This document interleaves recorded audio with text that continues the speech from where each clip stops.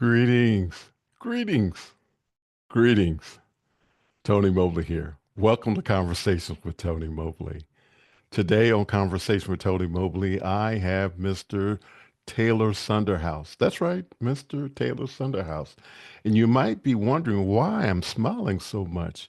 Well, I've gotten to know Taylor Sunderhaus very well. And so I'm looking forward to this conversation that we're going to have tonight. This is episode 12 of 2025, and we are powered by Mimo Live, a Boinks product. I want to thank the team behind Conversation with Tony Mobley for all of your hard work. And you can look at Conversations with Tony Mobley at conversationswithTonyMobley.com. And we have on YouTube the links to our Mukana chat. That's right. It's a chat where you can ask your questions. That question can be voted up or down. If you choose not to do that, well, you can just ask your question in the YouTube chat, and we will get your question into the conversation. And so we're going to get started with Taylor. First, let me say welcome, Taylor. Welcome back home. I'm going to say welcome back home to one of your old haunts where you used to hang out and be a part of this community. So welcome home, and we're going to just go to the very first question. Who is Taylor Sunderhaus for those who don't know who you are? So, Tony, we'll get into this more later, but I think this is the most challenging question for most guests, at least most guests I've seen. And I'll say is I put some thought into this, right? So I consider myself an innovator, a tech person, and a troubleshooter. And all three of those have been active parts both in my personal life and professional career. So with every job I've had, or with every, personal thing I've had to deal with, you had to be the troubleshooter, or you had to be the innovator and figure out how to get something done, that type of thing. I guess is the best way I know how to phrase it. Well, thank you so much for that. And again, welcome. We're excited to have you here and looking forward to this conversation that we're going to have. We have a question from Clylock Lopez Waterman, who is in New Mexico, USA. Taylor, do you have a dream job? Well, so when I was growing up, like many people, you sit and watch the TV, and some people look at TV news and go, I want to be a weatherman one day, and, be on the TV news and get ready for the forecast. Or I want to be an anchor on TV, or I want to be an actor on TV. Well, being in the spotlight or in the limelight, or being on a show like I am now, has never really been my dream, right? My dream has always been to be behind the scenes. My dream has always been to figure out the tech on what it would take to put somebody else on the air or on the internet, or whatever the show whatever the show may be.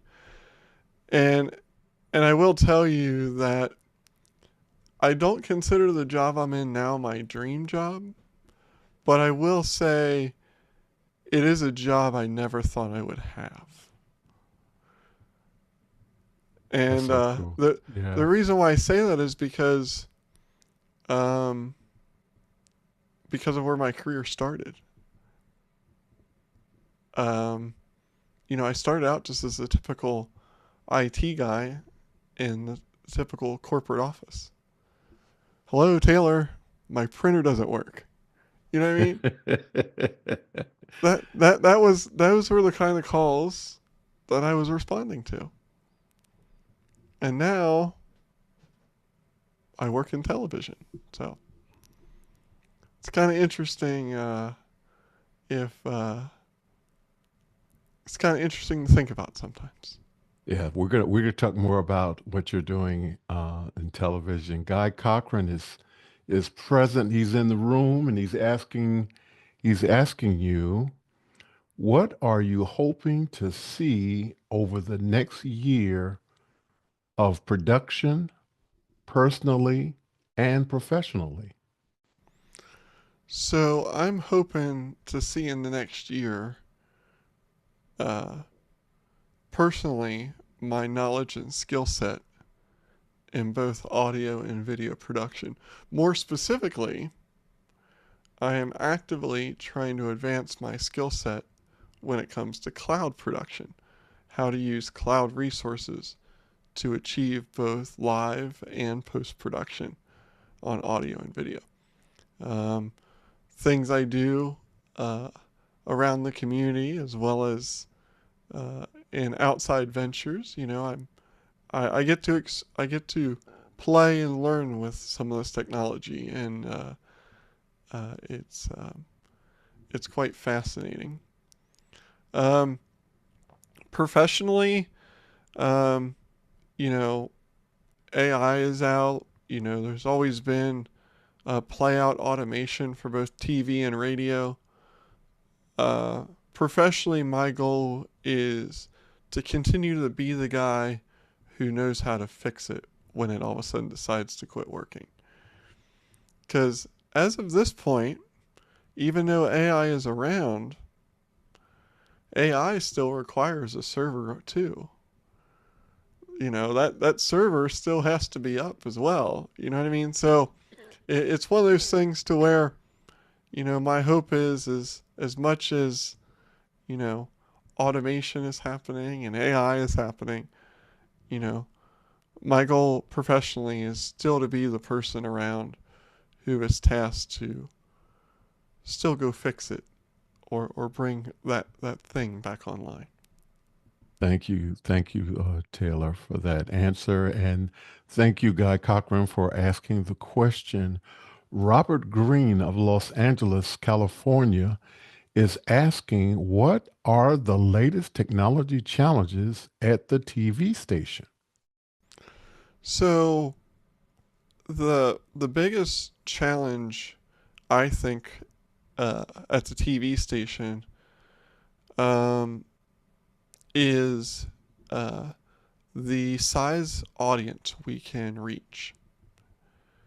The reason for that is you have a traditional tower, right? And the tower sends out a signal, and then some of you may know what I'm talking about. Some of you may not, but they used to refer to them as rabbit ears. You pick up the signal, and then you can watch several channels, right? Well, that signal is only allowed to go so far. And because it's only allowed to go so far, it can only reach so many people. So the challenge is nowadays, especially with the internet being around, is, a lot of people on what they would tune in a television for now can stream it online. And now don't necessarily have to be local. You know what I mean? So, Right. you know, uh, that's both in my mind that's a technical challenge, right? So, how do you reach more people beyond what you broadcast to already, right? And the typical answer is you stream your content, you stream your video. But at a TV station, there's restrictions on that, right? That you can't necessarily stream everything because maybe the TV station didn't buy the rights to stream it, right? Or maybe uh, maybe they're not allowed to stream it. Maybe it's a sporting event and they're not allowed to stream it. So um, it gets challenging sometimes um, in that regard. And we have a question from Lou Perez. Lou Perez of Arizona is asking, Taylor, what would you consider the most impactful technology you have experienced recently that had the biggest impact on your career? Um, I will have to say um, vMix and NDI. And Lou, it's funny you mention that question because both of those elements are elements that were used here on Conversations with Tony Mobley. And I'm sure me and Tony will get into that here soon. So I won't go too far down that rabbit hole just yet. But the reason why those were the biggest impact is because both at Tony Mobley, when I was here working on the crew, and at my current career with the TV station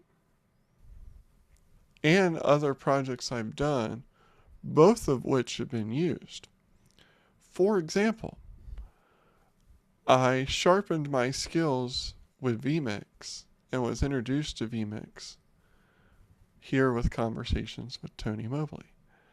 Members of this community, as well as another close friend community, taught me all about it, taught me how to use it, taught me how to navigate it, taught me to do a whole bunch of things.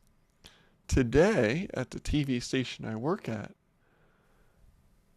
I now have set the standard corporate-wide for what they call their digital news desk or their streaming center, because I reinvented their streaming center using vMix. And that is a big legacy. I'm just gonna stop you there and just pause for a second and say congratulations. I, that's absolutely amazing. I understand very clearly what you're saying that you are doing and how you have impacted your workplace. Yeah. And I want to say here and now, thank you again for your participation in the early days of Conversation with Tony Mobley. You were faithful and dedicated, and I could count on you. And I just want to say thank you so much, Taylor. I really appreciate you. Thank you Tony, so much. It was my pleasure, my friend. And you have a lot of fun on this show, and we had a lot of fun in the early days too, doing different things. It was a blast, and I knew Talalik. Sometimes I'd be making Talalik nervous because me and you would try something new, and Talalik goes, "You're doing what?" But it was fun. It was really fun. And so going back to the question real quick. Yeah, and I'm sorry. Please go back to how you implemented this new technology for your workplace. Please continue with that. So, you would think, Taylor, at the end of the day, that's just a piece of software. But software is technology. And now I have, well-known, well-known TV personalities and weather meteorologists using this software every day. It's a minimum of 2.5 hours a day. The local weather department who works at the TV station I work at use vMix. vMix, the machine, how it's hooked up in the streaming center, and everything was done by me. Now they use it 2.5 hours a day, 7 days a week, streaming on the internet, to YouTube, to Facebook, every day. And what do they do with it? They record weather videos. They do a live weather show talking about the upcoming weather, answer viewers' questions. It's a fun, interactive thing. And I learned all my skills with vMix and about vMix right here on Conversations with Tony Mobley. Now, most of the time when you're watching Conversations with Tony Mobley in the early days, you were watching Tony have a conversation with somebody. Most of the time, I was just doing my thing in the background and you were enjoying the show. But what I was using in the background was vMix. So it was it was very interesting, and I am very grateful for the opportunity that happened because that has happened and what has transpired because it really has helped in more than one way. And I know, you know, I, I'm I'm just jumping over a lot of rabbit holes here because I know we're going to dive into them as we move further. But it really has helped in many different ways.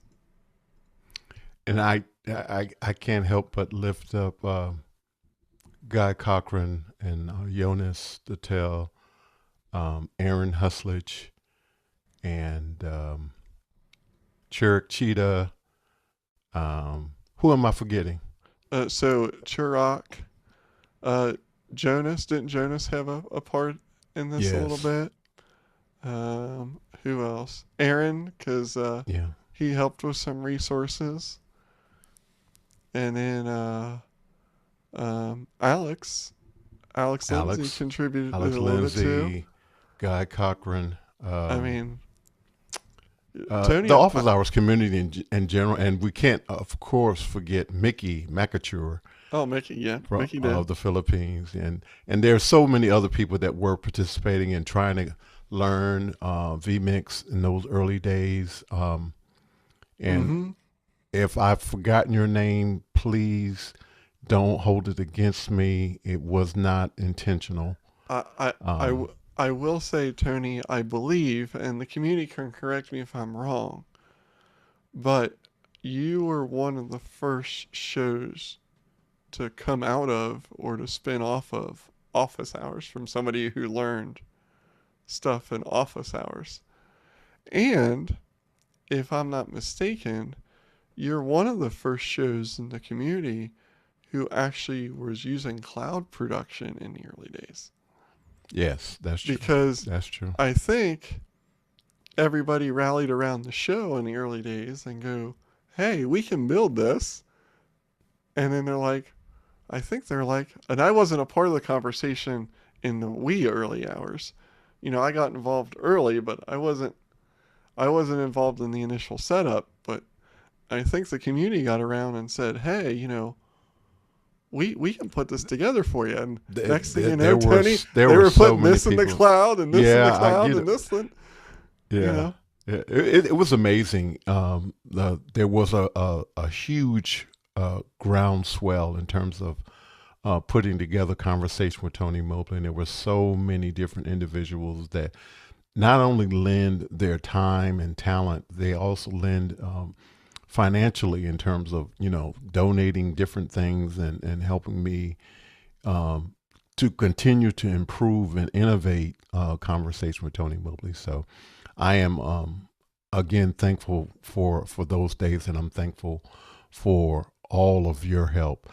Um, I am going to respond to a question that we have from Clailac Lopez Waterman. And his question is, Tony, can you tell us about the recent AI generated posts? So the recent generated post was created by Mr. Ken Jordan. And I hope those people who are listening or will watch this in YouTube will have an opportunity to hear this. Um, or a seasoned content creator. I'm going to start it. The conversation between myself and Taylor. Okay. So Ken Jordan sent this to me yesterday, and it was absolutely amazing. So I'm gonna play it now. Whether you're a television production newbie or a seasoned content creator, the conversation between myself and Taylor Sunderhaus this Wednesday, the 2nd of April at 8 p.m. Eastern Standard Time, promises to deliver actionable insights you can implement immediately. Modern video technology has revolutionized how many of us approach television production, and this is your chance to learn from someone who's mastered it. Please join us at Conversations with TonyMobley.com this Wednesday evening. Thank you and God bless. God. So this was 100% audio and video. Sounds like my voice, right? It does. It's AI so cool. generated. Yeah, AI generated.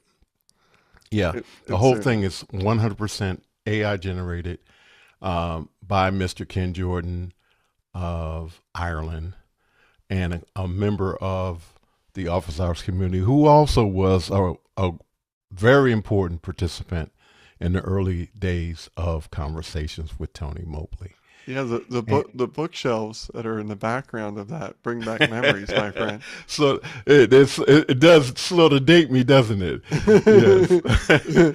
Yeah, the bookshelves were a very distinguished background in the early days, and seeing that in Ken's videos is pretty cool. Pretty cool. Yes, my wife wanted me out of the living room, so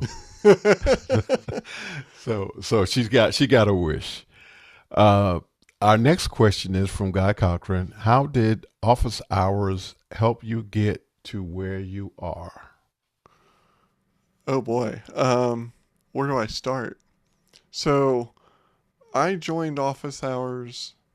I don't know the exact date I joined, but there was a day that Alex was on Mac Break Weekly on the Twit network with Leo, and Leo asked, you know, what he was up to in light of COVID and that type of stuff, and Alex said, he's getting together he's encouraging people to get together on a Zoom call and some friends and talk about tech, and he wasn't sure where it's going to go or what's going to happen. He just wanted everybody to get together. So he at the time he said on the show, the Zoom link is on my Twitter page if I remember correctly. So I went out to Alex's Twitter page, clicked on the link, and watched the show. It was a webinar, so I watched. Then, as time went on, Alex said, if you want to be on the panel, come early. Raise your Zoom hand and be on the panel. Well, in those days, there wasn't a Discord yet. There wasn't a back end crew yet. There was nothing else. And I wanted to stay involved. So guess what I did? I came early. I raised my digital hand.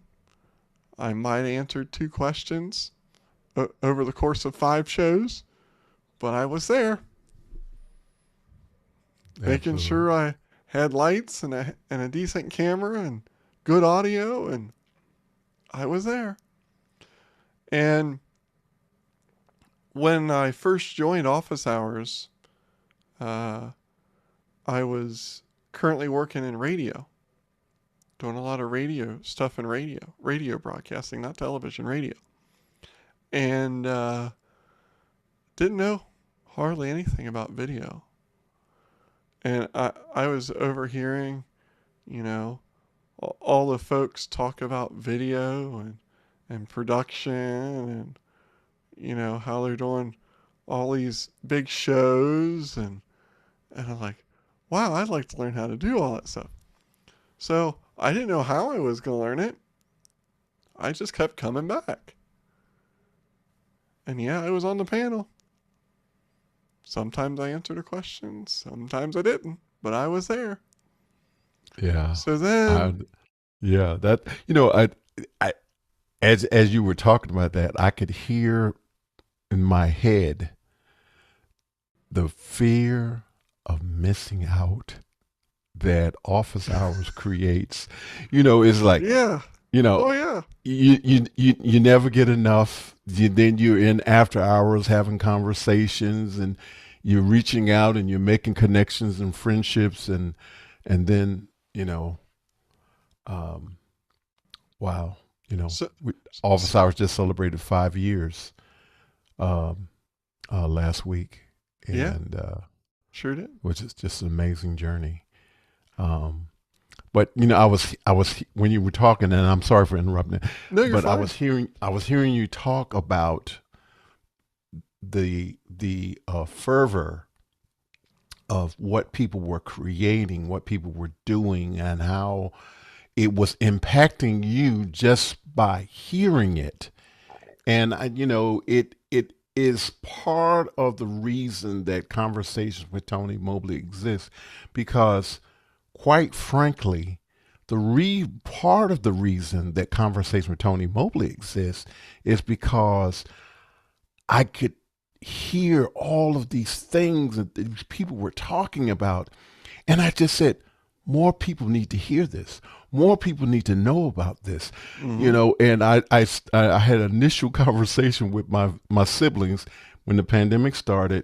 We started meeting every single Sunday evening at 7 p.m. Eastern Standard Time. We never miss.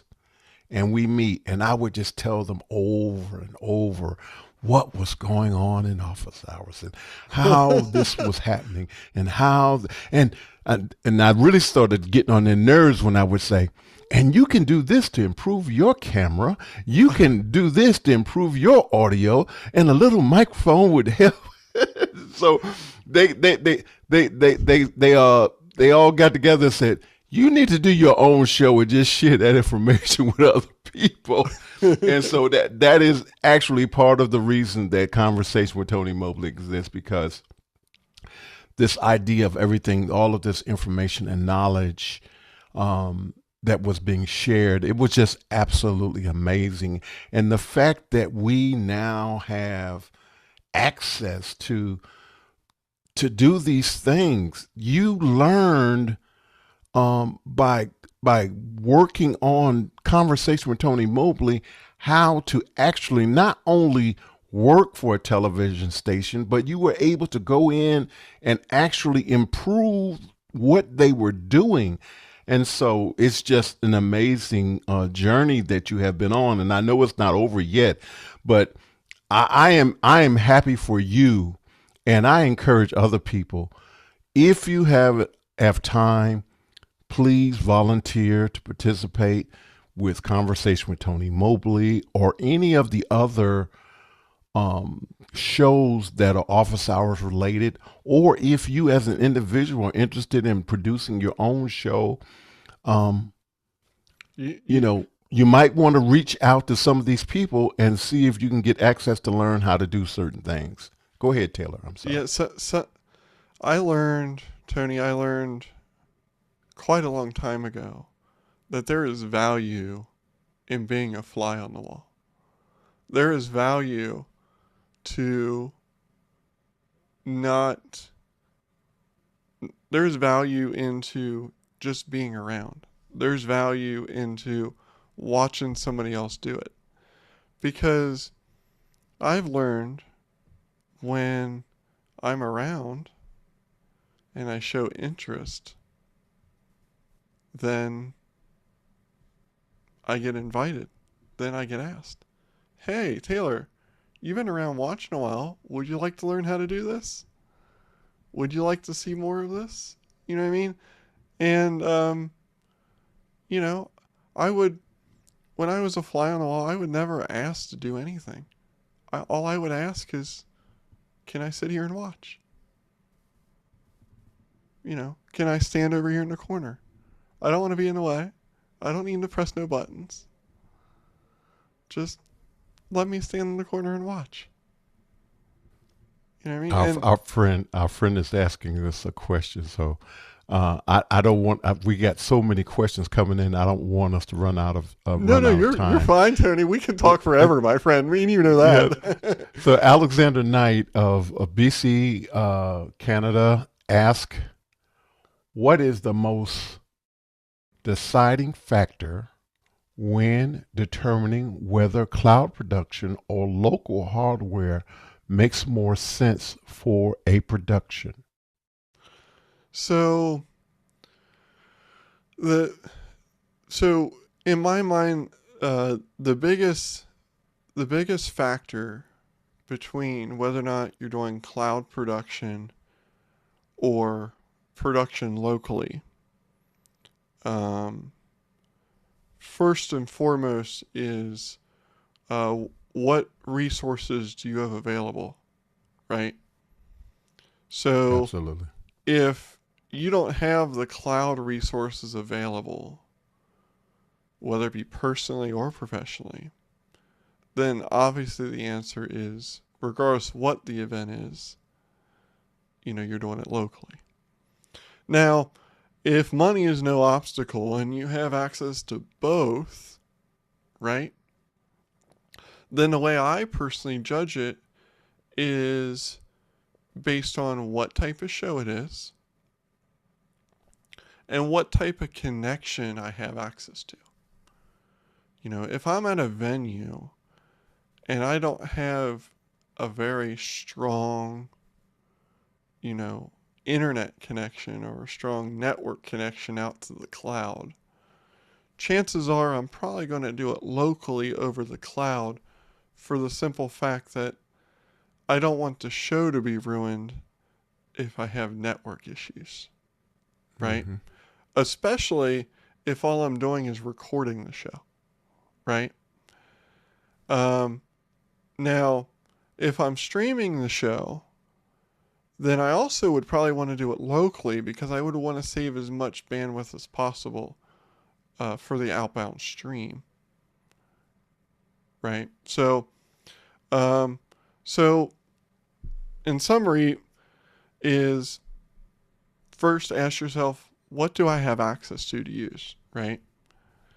And then, what makes sense?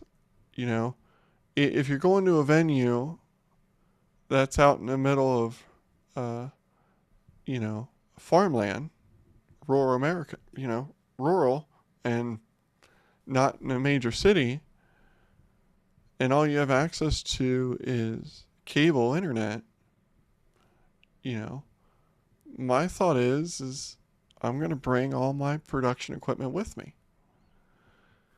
And then I'm either going to record it or I'm going to just send a single stream out that cable internet to YouTube or to whatever platform I'm sending it to. Now, if I am doing it in a major city and I have access to fiber, high speed internet, world class internet connection, you know, and maybe it's going to be a real pain to physically get equipment in and out of this building I'm in this major city because of traffic and parking and all this type of stuff, then yeah, maybe I might consider cloud production a little more. Yes, I'll still have to bring some equipment. Yes, there'll be always some equipment you have to bring. Right. But I might opt to bring a little less and do a little more in the cloud because I have the resources to do it. So, there that's just the way I personally look at it. If you ask somebody that has way more production experience than I do, uh, they're probably going to have a different answer or a different variation of the answer I gave. But generally speaking, that's kind of how I view it. You know what I mean? And, Yeah. beyond all that, you got to ask yourself what makes sense, right? Or, you know, am I going to bring a full, you know, am I going to bring a full production for a movie for an interview? Like, am I going to bring a full movie set to an interview? You Yeah, know what I I hear mean? you. Like, Yeah. to some degree, you have to step back beyond all the tech and go, what makes sense? You know what I mean? What that type of thing. But anyway, Okay. Alexander's back with another question. What are your thoughts on running IceCast server mm-hmm. 2025 self Self-hosted. hosted? Is it easy to maintain or do I need to be careful about security updates? So, Alexander, I'll give you some insight on this. Okay. So, IceCast, for those of you who don't know, is a streaming audio server, right? So, I compare it to a radio tower, right? So, think of IceCast as a radio tower, right? It broadcasts out the signal to all your radios in your car or your house or however you pick up the radio. Okay? That's IceCast. Except rather than going out over the air, it's going out over the internet. Okay? Now, just like that tower, you can put that tower anywhere. In the real world, it costs millions of dollars to build that tower. Over the internet, that tower, to some degree, is free. The only thing you have to buy is what you're going to put it on. So in the real world, it would be the land. And on the internet, it would be a server or a computer. Are you going to put that on a local machine at your house or at your business, or are you going to put it in the cloud? With IceCast, as far as security goes, you do have to open ports if you host it locally. Depending on your unique setup, opening ports might not be a good idea. However, if you're familiar with Cloudflare's zero trust tunnels and how that works, you can host your IceCast server locally and send it through Cloudflare's zero trust tunnel for the general public to access and not have to worry about security so much because you'll be under the Cloudflare umbrella. So they won't be able to broadcast to your IceCast server, but they'll be able to listen. So, if you're hosting it locally and you're sending content to it locally, and all you want the public to do is listen, you can do it two ways. After you set up the server, you can set up, Cloudflare Zero Trust Tunnel, or you can open up network ports. I haven't really found any major security holes, Alexandra, other than the fact of needing to open up network ports. I really haven't found or discovered anything major security-wise other than that. Thank you, Alexander, for that great question.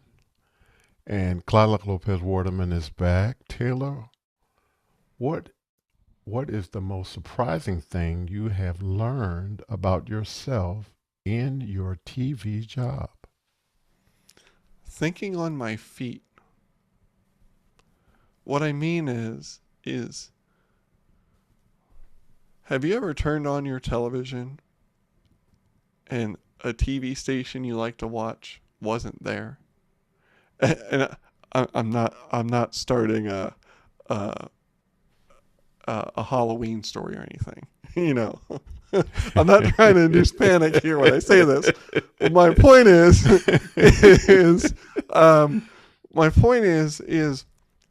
a television station as well as a radio station is always on the air, right?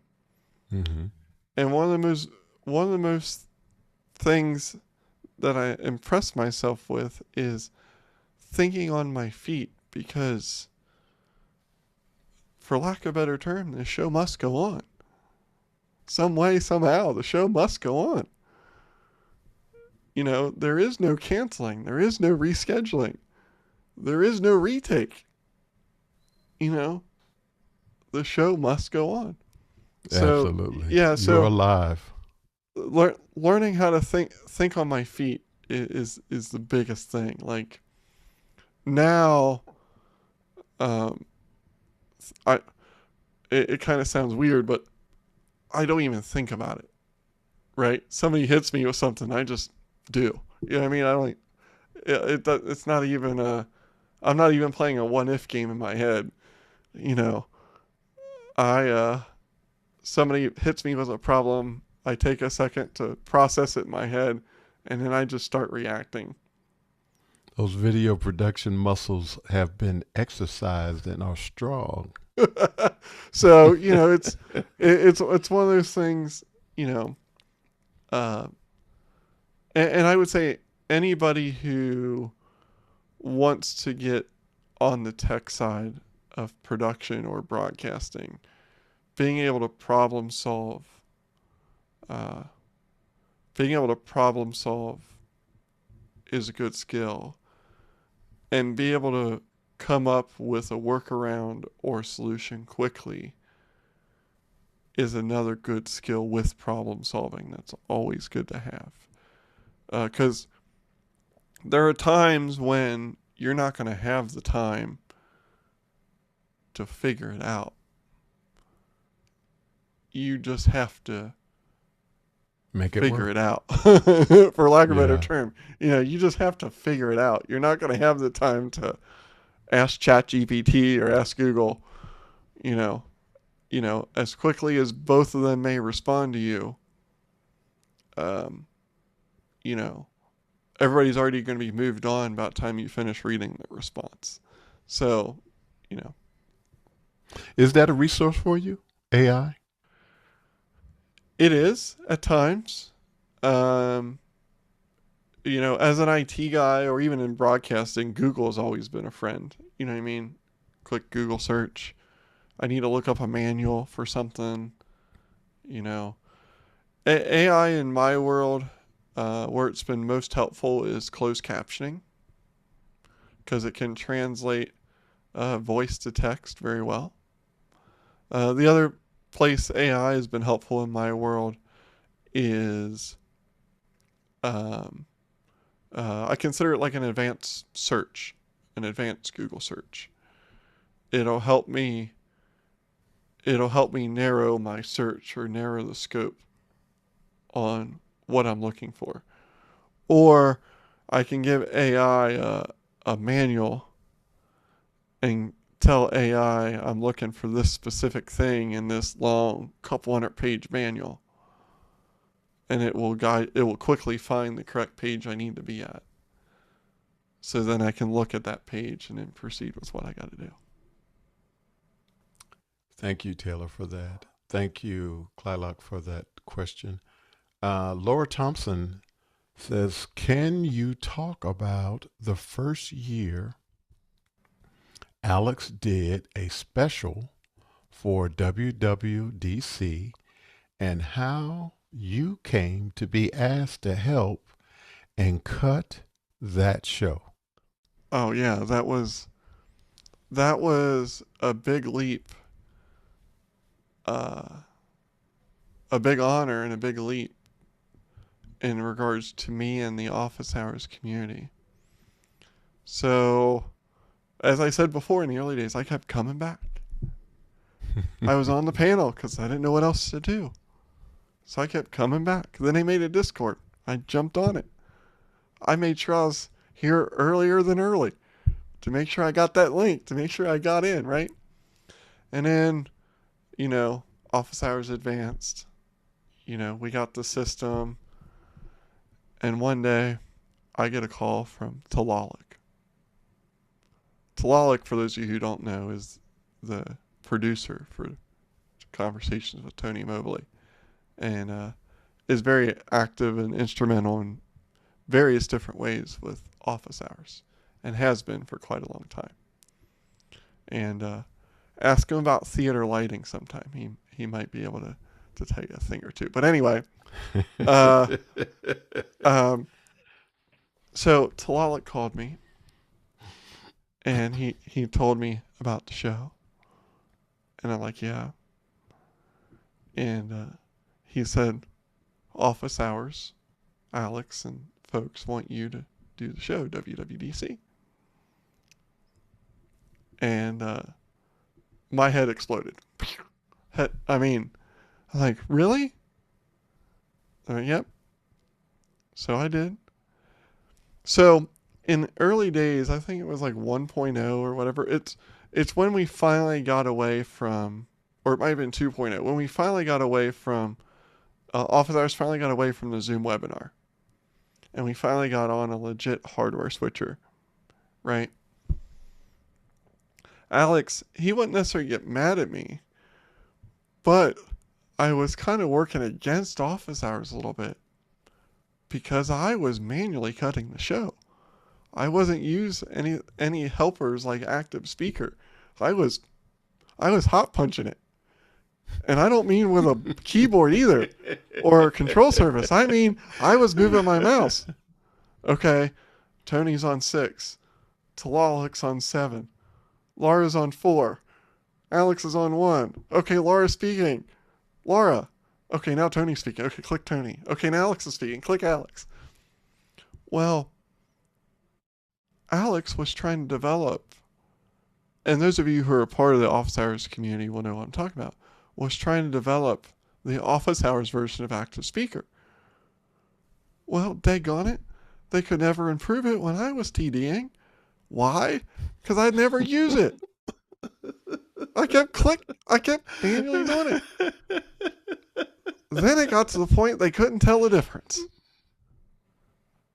Then they would randomly ask me, Taylor, are you manually switching? Or is this Active Speaker? And I'd have to tell them. No, I'm on Active Speaker. Like I promised, I'm using Active Speaker. They're like, okay. So that evolved into me getting asked, at least I believe so, me getting asked in doing WWDC. Oh, man. At first, I was honored. I was honored to be asked to do it. I was looking forward to it, man. You know, here I am, just some guy in Cincinnati, Ohio, cutting a show, bringing in names like Alex Lindsay, Justine, who else? I'm trying to think of the guy's name, who was on it. Renee Ritchie. Renee Ritchie, there you go. Yes, Renee Ritchie. You know, these are big YouTubers that I've watched on YouTube. These YouTubers, I subscribe to their channels. You know, I've watched Renee when he was on Mac Break Weekly. I've watched Justine and some of the stuff she did. And then I find myself WWDC for office hours talking to these folks. Yeah. And not only talking to these folks, Tony, they're in Apple. They're in Apple's headquarters, in Apple Park, in Apple's podcast studio. And here I am, just a guy in Cincinnati, all of a sudden now at the center of it. You know, I'm like, oh boy, I'm thinking to myself, Taylor, don't mess this up. You know, I'm going to stop you there, okay, because you didn't mess it up. You did a great job. So we have a few more questions from the audience we want to get to. Yeah. Alexander Knight again is back from BC Columbia, and he says, does Amazon patch their software in the cloud, or do they have a completely manage this stuff yourself? Do you? So, Yes. Alexander, the best way I can say that is no, they don't automatically patch it. All you're essentially doing is they provide you either the virtual resources or the physical resources and the operating system. That's it. As well as, of course, remote access to it. But it's up to you. Like, for example, if you're running a Windows server in Amazon, it's up to you to run the patches. They install the server for you, and they'll spin up the virtual machine, or if you spend big money and have physical hardware, they'll install it on the hardware. But ultimately, it's up to you to patch, as well as it's up to you to manage the firewall too. So, what ports can get through and what resources can get to that server. Thank you, Alexander. Clylock Lopez Waterman is back again. Can you use your own voice instead of the AI? And I'm going to go ahead and say, yes, you can use your own voice. I just thought it was interesting that Ken in this case took um, a recording of my voice, made an audio version of it, and then changed the content of what I was saying using the AI. So I think that's pretty cool. But what do you want to add to that? So I would say, Tony, if you could get with Ken, that would be a cool self emoji for you on your iPhone. Um, because you know how you can make emojis talk on your iPhone using your own Mm-hmm. voice, and I think that would be cool. I do too. Alexander Knight is back again. Is Dante visible in the cloud or is NDI a safer choice? So I've never used Dante in the cloud. Um, Honestly, my experience with Dante is limited, believe it or not. NDI recently announced that uh, they now officially provide support for cloud production and the use of it in the cloud. So, my quick answer to your question, Alexander, would be NDI would be the safer choice. Um, Now, in regards to audio, if you haven't watched the Llama Audio episode of Office Hours, I would encourage you to do so because Llama Audio gives you that granular control um, that Dante does, but you can use the NDI protocol, and we have used it for extra hours in the past. And those who are in the audience that don't know what Dante is, can you real briefly tell us what it is? So Dante, as well as NDI, it's essentially you're sending audio over a computer network or over a network. So what it's doing, it's taking audio and converting it to data, uh, transmitting it through the network, and then converting it back to physical audio again. So it instead of stretching out a physical audio cable, you're just sending it over an existing networking infrastructure or network infrastructure. Thank you, thank you, Taylor. Thank you, Alexander, for the question. And we're going to bring it home with these last two questions. What's next for Taylor Sunderhaus? So I am continuing to volunteer and be very active in the community, trying to sharpen my skills in cloud production, um, being challenged all the time with it. Um, you know, I, next for me, I continue to want to grow and learn, right? And Right. I always am looking for uh, the next, the next, the next thing in production, the next technology, and want to verse myself with it because I never know career wise what I'm going to run into or when I'm going to run into it. Right. So one of the pluses about being a part of this community, as well as office hours, is you get exposed to things that a you traditionally either can't afford or wouldn't buy, or b just can't get in general, and it gives you the opportunity to learn on it and be exposed to it. So if you ever do run into it in the future, you can you have an idea. You know what I mean? It's another thing you have knowledge of when you go to that interview or go to that next job. That you have in your pocket, in your hip pocket. Yep, Yep. yep, yep, yep. Amazing. Amazing. And the final question is, you're speaking to the world. What do you want the world to know? I would say never stop learning. There's always something to learn. And I would also say just because you have a job, don't stop looking for one. And what I mean by that is The success, my personal and professional success, has always been continue to learn, continue to grow, talk to people, network with people, and always have the conversation to explore the possibility of moving forward. Sometimes one direction might, the first direction you discover might not be the right one, but the second or third one might be. So, you know, don't be quick to say no. It never hurts. Absolutely. And I don't mean this as a pun because I know I'm on Conversations with Tony Mobley, but it never hurts to have a conversation. That's right. Amen. Amen to that. Amen to that.